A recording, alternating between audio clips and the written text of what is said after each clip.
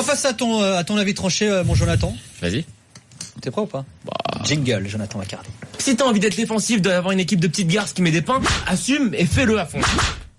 Voilà. Jonathan McCardy, alors qui va parler de l'Olympique de Marseille, alors que l'OM est en passe de signer Kevin Strootman. Toi, tu te demandes à quoi sert Zubizarreta finalement, le directeur sportif de l'Olympique de Marseille. Je m'interroge plus globalement sur la structuration de la direction sportive du club. Alors bon, je vais pas faire le pan à jouir. Contrairement à ce que beaucoup de personnes pensent, je pense que l'équipe s'est renforcée là où il le fallait prioritairement, à savoir en charnière centrale et sur l'aile offensive gauche. Il y a un joueur de classe mondiale qui arrive, Kevin Strootman, mais l'enseignement principal de ce mercato pour moi, c'est que... C'est qui a renforcé sur le côté gauche? J'ai raté un truc. Radonjic, le Serbe. Ouais. Donc l'enseignement principal de ce mercato, on a la confirmation que c'est bien Rudy Garcia qui a les pleins pouvoirs et que que l'influence de Zubizarreta, elle s'arrête aux portes de l'équipe première. On le savait depuis l'année dernière, là, c'est quoi? C'est l'avis tranché du mois d'août de l'année dernière. Écoute jusqu'au bout. Alors pourquoi? On va regarder les 3 recrues. Strootman, c'était la petite pépite de Garcia à l'AS Roma, c'est lui qui le fait venir des Pays-Bas, qui lui se fait des selfies à côté d'une machine à laver quand Strootman se blesse parce qu'il disait courage à ma machine à laver parce que quand tu lui donnes un ballon sale, il te le rend propre. Radonjic, il a eu à l'AS Roma. Ça il était tout jeune, mais il a eu tout jeune, mais il a eu à l'AS Roma. Tchalé Tachar, c'est un petit peu, ça me fait un peu penser au Paris Saint-Germain qui à une certaine époque recrutait tous les adversaires qui avaient brillé contre lui en Coupe UEFA. Sergueï, si tu le regardes. C'est vrai, Tchalé Tachar, il a joué 4 matchs contre l'OM l'année dernière. Donc en gros, ce que je veux dire, c'est qu'il y a une chose qui est claire, c'est que le mercato olympien, c'est totalement Rudy Garcia. Alors oui, pour l'instant, t'as cette conjoncture estivale, le post-Coupe du Monde, et puis la nouvelle structure du marché qu'ont façonné les nouvelles dates de clôture des marchés italiens et anglais, qui font que le marché s'est décanté un petit peu sur le tard, mais je pense quand même qu'il y aurait eu la possibilité de finaliser l'effectif avant pour éviter de se retrouver le 27 août avec un effectif qui est incomplet. Mais on va pas se mentir, pour l'instant, je pense vraiment que le mercato est réussi. Je pense que ça, c'est symbolisé par le fait que t'as quand même réussi à échanger Zambo Anguissa contre Kevin Strootman en récupérant 5 millions d'euros sur la balance commerciale achat-vente. Il manque plus en somme qu'un latéral gauche titulaire parce qu'à ma vie est vraiment nul en ce moment. T'es en parenthèse. Bien sûr. Je pense que pour que l'effectif soit complet, il manque plus qu'un latéral gauche qui puisse être titulaire parce qu'à ma vie, il a la tête dans le seau depuis des mois. Et puis éventuellement, cerise sur le gâteau, le départ de Valère Germain qui décidément n'a pas le niveau pour l'Olympique de Marseille pour prendre un autre neuf pour concurrencer Mitroglou. Mais là où je vois le problème en fait, d'ici vendredi, tu vois tout ça toi? Non, je pense que ça serait la cerise sur le gâteau. Ça fait beaucoup. Ça serait la cerise sur le gâteau. Là où je vois le problème, c'est que c'est un club qui ambitionne d'être champion de project, de gagner le titre, etc. On nous a parlé des ambitions de l'Olympique de Marseille. Mais moi je vois que le club à tous les étages, il se structure intelligemment, mais je vois toujours que la direction sportive, elle est inexistante. Je m'étonne que ce club qui s'ordonne à tous les niveaux ne soit pas ordonné en son cœur stratégique, à savoir au poste de la cellule de recrutement, au poste de directeur sportif. On s'attendait à une patte plus importante de Zubizarreta lorsqu'il prend les fonctions sur l'équipe première. C'est comme ça qu'Héroui nous le présente. Tout le monde, on s'attendait à avoir des petites pépites débarquées d'Espagne, de la Liga, d'avoir des idées un petit peu neuves, de voir des joueurs différents arriver. Mais pour l'instant, on reconnaît sous le travail formidable que Zubi il fait dans la structuration du club, c'est-à-dire développer le réseau olympique de Marseille en région, chose qui n'avait jamais été faite. Le travail qu'il fait à la formation, le travail qu'il fait dans le développement des jeunes. Mais pour l'instant, on voit pas du tout à quoi il sert avec son équipe première. Alors pour l'instant, Zubizarreta, il sert à quoi? Il a juste un rôle de négociateur, de commercial.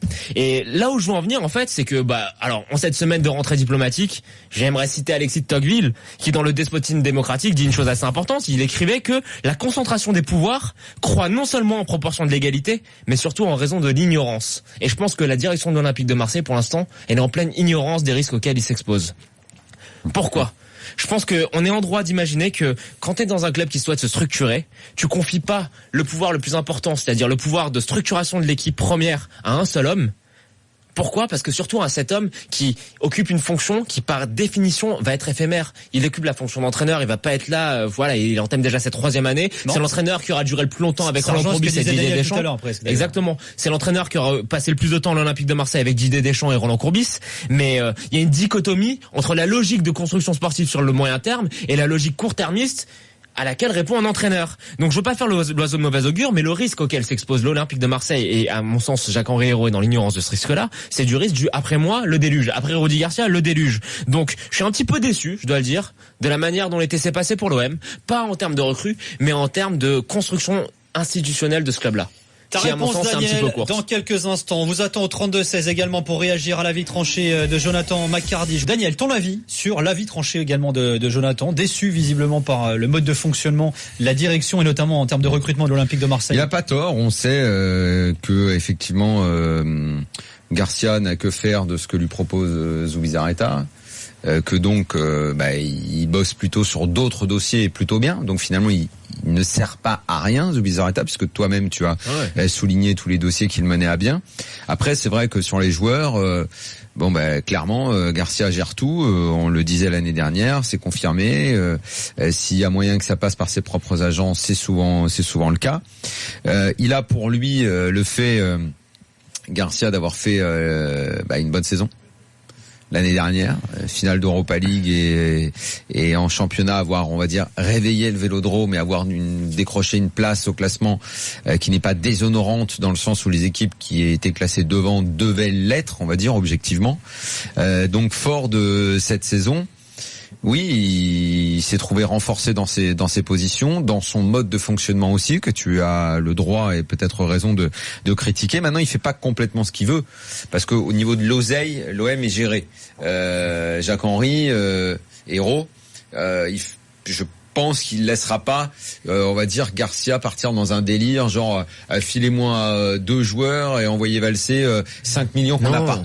Mais c'est un contrat de 5 ans à 5 millions par an pour un joueur de 28 ans. Voilà, moi je pense que sur la construction d'un effectif à long terme d'un club qui a pas non plus des pouvoirs limités financiers, on peut trouver qu'effectivement c'est il a la possibilité de dire aussi, si Zoubi se ramène avec des dossiers de joueurs, de dire bah non, moi je veux pas. Voilà, moi je veux ça. C'est pas forcément plus cher, mais on sait très bien que ça s'est passé comme ça depuis qu'il est là. À chaque fois qu'il lui propose quelque chose, il envoie bouler. C'est ces dossiers qui sont prioritaires. Ce que tu veux dire, c'est que les résultats légitiment ses choix finalement. Renforce sa position de venir pour dire on n'a pas besoin d'avant-centre, alors que je suis convaincu que tu as besoin d'un avant-centre et que l'argument consistant à dire on a marqué beaucoup de buts l'année dernière, oui très bien, mais ça veut pas dire que l'année d'après tu vas pouvoir refaire la même, que Thauvin va encore te claquer plus de 25 buts dans la saison. Oui, je pense que l'OM avait besoin d'un neuf et qu'ils ont toujours besoin d'un neuf et que ça aurait aidé grandement l'OM à être encore meilleur.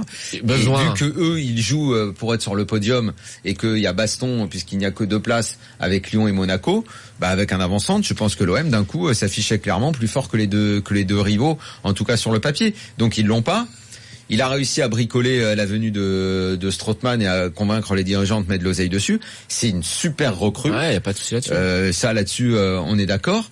Et puis oui, effectivement, il y a la com. Non, pas besoin d'un neuf. Pendant ce temps-là, je bricole Strootman, je fais venir Strootman. Ouais, il fait ce qu'il veut. Ouais, c'est le patron aujourd'hui. Mais sur le long terme, moi, je trouve ça inquiétant. Mais je suis dans la structure club, effectivement, l'entraîneur doit pas être patron à ce point. Il y a une dichotomie entre la vision à court terme d'un entraîneur et la construction sur le long terme d'un club qui n'a pas des moyens non plus limités. Et puis je vais dire par contre juste sur le neuf, quand tu dis l'OM a besoin de neuf, moi je pense que numériquement l'OM n'a pas besoin de neuf, ils en ont 2. Le problème c'est qu'ils en ont un qui est totalement à la ramasse, qui s'appelle Valère Germain. On parle de Moussa Dembélé du Celtic, les gars, sachez-le.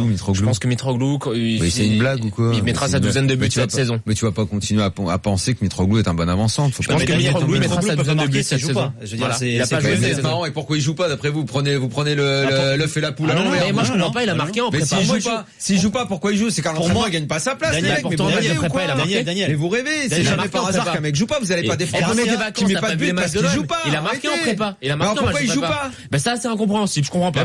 Je comprends pas. Va le dire à Garcia, tu me fais rire. Parce que Rudy Garcia a un système de jeu dans lequel Mitroglou sera moins bon puisqu'il est pas bon lorsqu'il est tout seul. À chaque fois que je vois sur terrain, il a une caravane au cul, c'est pas possible. Il est pas fait pour jouer seul, Daniel, il est pas fait pour jouer seul devant. Et je vais te dire, moi là où je te rejoins quelque part, c'est qu'on en revient justement au mercato. Et là, tu peux même te replonger un an en arrière. Mitroglou, souvenez-vous dans quelles circonstances il arrive. Il arrive un 31 août.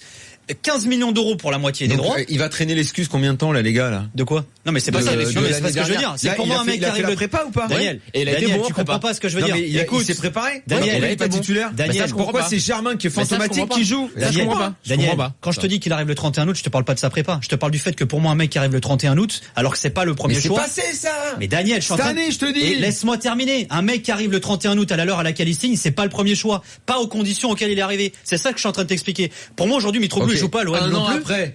Il est là. Oui. Pourquoi il joue pas s'il est meilleur que Valère Germain? Mais parce que je pense qu'à la base, c'était pas le choix numéro 1. Tout le monde serait meilleur que Valère Germain. Donc c'est pas le choix numéro 1, mais il vient entre 15 et 20 millions et il joue pas. Il vient à 15 millions, ouais. Et il joue pas. Pour la moitié des droits. Bah, il a joué l'année C'est dernière, normal, il a fait quelques matchs, non? Il a joué marqué, l'année il a dernière. marqué sa Et douzaine il de est buts, hein. satisfaisant. Non. Mais je te dis pas qu'il est satisfaisant. Moi, Non, mais moi, il était pas mieux moi, le l'aberration. premier, il est satisfaisant. Mais non, t'as jamais dit ça. Je te dis que Mais pour moi, je pense- l'aberration, c'est qu'il joue pas et qu'en plus, ils avaient Il cherché un joue joueur pas, qui est mais bon dans arrêtez un de pleurer système sur le fait particulier, qu'il il le joue met pas. jamais. Ça veut dire qu'il gagne pas sa place quand il joue. Tu vois bien que le mec il se traîne sur le terrain où on dirait qu'il est perdu. Mais t'étais en vacances, mais il était bon en prépa. Mais qu'est-ce qu'on en a à foutre des matchs de prépa? Tu joues contre Bah, l'équipe au moins, de non, mais au moins tu qu'ils joues le contre des équipes de quartier. Il y a 3 matchs, il en a pas débuté un. Ils ont joué. Mais les matchs de prépa. Non, mais là, les 3 matchs de Ligue 1, pourquoi il en débute pas un? Je comprends, je trouve ça bizarre. Tu veux le numéro de Rudy Garcia? Pourquoi tu me dis ça à moi? Je trouve ça bizarre. Je te Appelle partage Rudy juste, Garcia, je te il est partage marrant, juste mon Parce que là, étonnement. c'est son avis, t'es Et pas ton d'accord, donc étonnement. on échange. en fait. Tu devrais plutôt te demander pourquoi Casper le fantôme joue à sa place. C'est gentil quand je dis Casper le fantôme encore, hein. Le mec, il fait 1m80, il prend pas un ballon de la tête. Messieurs, on doit y aller. ensemble. On doit y aller. Tiens, sachez qu'on parle de Moussa Dembélé en tortue attaque, ninja. le joueur du Celtic. Il n'y a pas eu d'offre encore. Le Celtic en voudrait une vingtaine. On en parle, mais il n'y a pas eu d'offre. Ça veut dire quoi, on en parle? C'est qui est-ce qu'on parle? Il y a un intérêt des dirigeants de l'Olympique de Marseille, mais il n'y a pas eu d'offre encore. Ouais, Il y a mais aussi- Ils peuvent aussi s'intéresser, s'ils ont envie, ils peuvent s'intéresser à Cavani. Toi, t'es relou, là, ça y est, t'as Non, mais je veux dire, imagine Héro et Garcia, ils sont ensemble, ça nous intéresse. Ils se sont Ça veut renseignés dire quoi? Ça intéresse. sur Ousmane Dembélé. Ils se sont renseignés, tu vois, ils se Non. disent, tiens, éventuellement, Pas sur Ousmane, sur sur Moussa. un malentendu. J'ai dit quoi? Ousmane.